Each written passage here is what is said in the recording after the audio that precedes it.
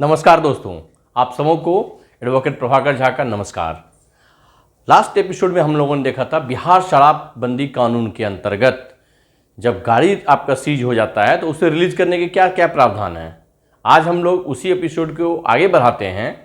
आज हम देखते हैं कि यदि शराब के धंधे में या शराब पीते हुए या किसी कार्य में संलिप्तता की वजह से आवास या परिसर जब्त हो जाए या सील हो जाए तो उसे कैसे छुड़ाया जाए।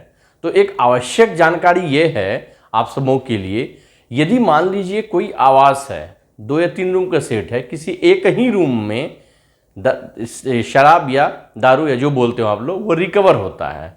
यदि किसी एक रूम में रिकवर होगा तो पूरा आवास या परिसर जब्त नहीं होगा, सिर्फ वह पर्टिकुलर रूम को सील्ड किया जाता है। ठीक है, इस बात को ध्यान में रखिएगा, क्योंकि ऐसे हालात में क्या होता है, रूल को तोड़ते हुए और हर रूम में शराब को दिखाते हुए आईओ साहब क्या करते हैं, पूरा घर को ही सील कर देते हैं। तो आपकी जानकारी में इंपॉर्टेंस ये इन्फॉर्मेशन है, इसको माइंड में रखिएगा।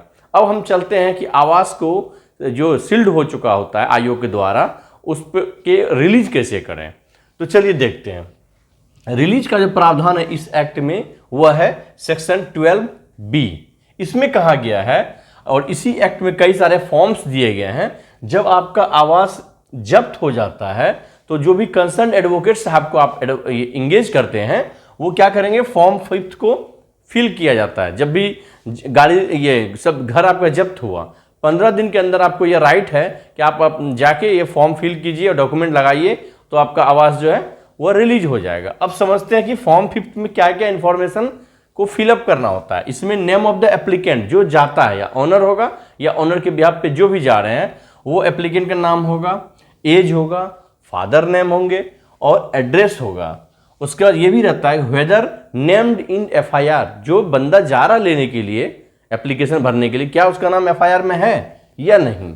तीसरा डिटेल ऑफ प्रेमिसेस, जो प्रेमिसेस हैं, उत्तर में क्या है, दक्षिण में क्या है, पूरब में क्या है, पश्चिम में, उसकी चौहद्दी पूरा लिखी जाती है, कितने रूम है, सारा डिटेल रहता है इसमें। उसके बाद सीलिंग डेट, जिस दिन वो आवास को या उस पर्टिकुलर आवास के पर्टिकुलर रूम को सील किया जाता है, उसका डेट क्या है। उसके बाद ऑनरशिप डॉक्यूमेंट, जब आप जाते हैं उसको लेने के लिए, क्या हर कोई भी जा सकता है क्या, नहीं। इसके लिए क्या होगा, आपको ऑनरशिप डॉक्यूमेंट दिखाना पड़ेगा कि ऑनरशिप जैसे केवाला होगा या रिसिप्ट होगा, आपके नाम से कट रहा है कि नहीं कर रहा है, वो आप लेके जाएंगे और अपना आई कार्ड लेके जाते हैं तो वो वेरीफाई करके आपको देगा। अब चलिए, यदि आप फॉर्म फिल करके गए तो क्या होता है, उसका क्या होगा, पेमेंट ऑफ पेनाल्टी होगी। जो भी पेनाल्टी हुआ डीएम साहब जो है उस एरिया के डिसाइड करते हैं पेनाल्टी को, और पेनाल्टी डिसाइड करने वक्त उस सारा चीज़ देखा जाता है कि ये जो प्रेमिसेस था या पर्टिकुलर वो रूम था उसका इकोनॉमिक वैल्यू क्या था, लोकेशन क्या था, कमर्शियल पर्पज से यूज होता था या ये आवासीय पर्पज से, सारा चीज़ देख के असर्टेन किया जाता है उसका amount of the penalty. But point to be noted, कभी भी वो पेनाल्टी 1 लाख से कम नहीं होगा, इसको ध्यान रखना है। अब आइए, पेमेंट ऑफ पेनाल्टी किए, आप रिलीज करा लीजिए, ठीक है। अब एक कंडीशन है, यदि ऑनर नहीं आता है उसको क्लेम करने के लिए या रिलीज कराने के लिए, या उसका पॉसिबिलिटी ही नहीं है असर्टेन करना कि वो पर्टिकुलर प्रेमिसेस आखिर है किसका, यदि ये कोई भी कंडीशन होगा, वैसे हालात में 15 दिन वेट करने के बाद, सीज होने के 15 दिन तक डीएम साहब वेट करेंगे। यदि 15 दिन तक नहीं आते हैं तो उसका कॉन्फिस्केशन प्रोसीडिंग स्टार्ट हो जाता है। कॉन्फिस्केशन प्रोसीडिंग स्टार्ट क्यों होता है, कॉन्फिस्केशन प्रोसीडिंग बाय लॉ का जो ड्यू प्रोसेस है उसको फॉलो करने के बाद ही वो घर बेच सकते हैं।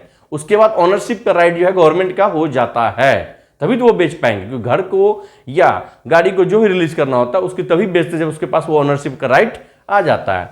तो कॉन्फिस्केशन प्रोसीडिंग जो होता है वो है 13B में डिस्कशन किया गया है, और स्टार्ट कब होगा, सीज होने के 15 दिन के बाद। कॉन्फिस्केशन प्रोसीडिंग स्टार्ट होने का जो फर्स्ट स्टेप है वो क्या होता है, proposal for confiscation to DM.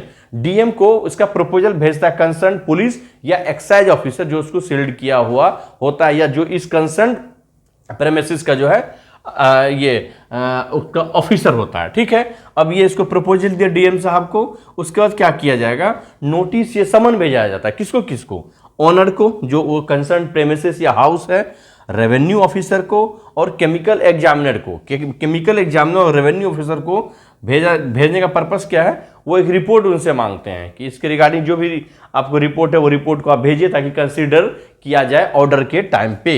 अब आइए, जो नोटिस भेजा जाता है उसको समन के तौर पे लिया जा सकता है, जिस तरह समन होता है सीआरपीसी के प्रोसीडिंग में। अब आइए ऑनर के पास। ऑनर के लिए क्या होता है, यदि वो आएंगे या नहीं आएंगे, दो ही कंडीशन होगा। अब मानते हैं कि वो आ गए, ठीक है, 2 डेट देता है। यदि आप नहीं आते हैं तो 2 डेट तक वो वेट करेंगे कि हो सकता बीमार हो, किसी कारणवश नहीं आ पाए, तो इससे 2 डेट तक उनको अपॉर्चुनिटी दी जाती है। अब आते हैं, यदि वो आ गए तो क्या होगा, हेयरिंग प्रोसीडिंग होगा। हेयरिंग प्रोसीडिंग में क्या होगा, ऑनर और आईओ दोनों को राइट टू रिप्रेजेंटेशन दिया जाता है। आप अपनी बातों को रखें। मान लीजिए कि आपने घर को लीज पे दे रखा था और उसको मिसयूज करते हैं, या आप कहीं बाहर गए हुए थे आउट ऑफ टाउन और वो आप जो किसी केयरटेकर को दे रखे थे, उसने उसको दारू या शराब के लिए यूज किया था। जो भी बात रहा वो हेयरिंग में आप बोलेंगे और आईओ भी अपना रिपोर्ट देगा, अपनी बातों को रखेगा। दोनों के बाद क्या होगा, ऑर्डर पास होगा। ठीक है, अब आता है दूसरा कंडीशन, वो नहीं आता है, 2 डेट तक वेट किए, नहीं आया, उसके एक्स पार्टी ऑर्डर हो जाएगा और ऑर्डर पास हो गया। अब एक चीज जो पॉइंट नोट करने के लिए है कि कॉन्फिस्केशन प्रोसीडिंग कितने दिन में कंप्लीट करना होता है। कॉन्फिस्केशन प्रोसीडिंग जो है नोटिस तक, वो सील होने के 15 दिन तक तो वो आपको वेट करेंगे, किसका, गाड़ी ले जाने का। टोटल सीज होने के 30 दिन के अंदर आपको कॉन्फिस्केशन प्रोसीडिंग कंप्लीट कर देना है। यदि 30 दिन के अंदर कॉन्फिस्केशन प्रोसीडिंग नहीं स्टार्ट होता है तो आपका फंडामेंटल राइट है, आप जो है राइट को एंजॉय करते हुए रिट फाइल कीजिए हाई कोर्ट के सामने में कि सर मेरा ये सब ऑनरेबल कोर्ट को कीजिए कि रिट के तहत वो आपको वो राइट दे और उसका ऑर्डर पास करे और वो आप उसको घर को रिलीज करा पाए। तो ये एक अच्छा प्रोविजन है जिसको आप यूज कर सकते हैं यदि डीएम साहब किसी भी रूल को बाईपास या उसको ताकवे रखते हैं तो अभी ये जो हमने बताया है इस सारे चीज को, इसको पॉज करके आप, फॉन्ट छोटा है, इसको पॉज करके आप इसको लिख लीजिएगा जिनको समझना। और ऐसा हालात होता है तो आप किसी अच्छे एडवोकेट को आप इंगेज कीजिए। और मेरा आप लोगों से गुजारिश है कि वीडियो बनाने में काफ़ी एनर्जी लगता है, तो कृपया करके जो नीड पर्सन है, जो आपके सराउंडिंग्स में है, जिनको अवेयरनेस नहीं है, उनके तब इसको स्प्रेड किया जाए और मेरे रिवोल्यूशन को आगे मूव कराया जाए। यदि मेरा वीडियो आप लोगों को अच्छा लगा हो तो कृपया कर इसे लाइक करें, सब्सक्राइब करें और औरों के साथ शेयर करें। जय हिंद।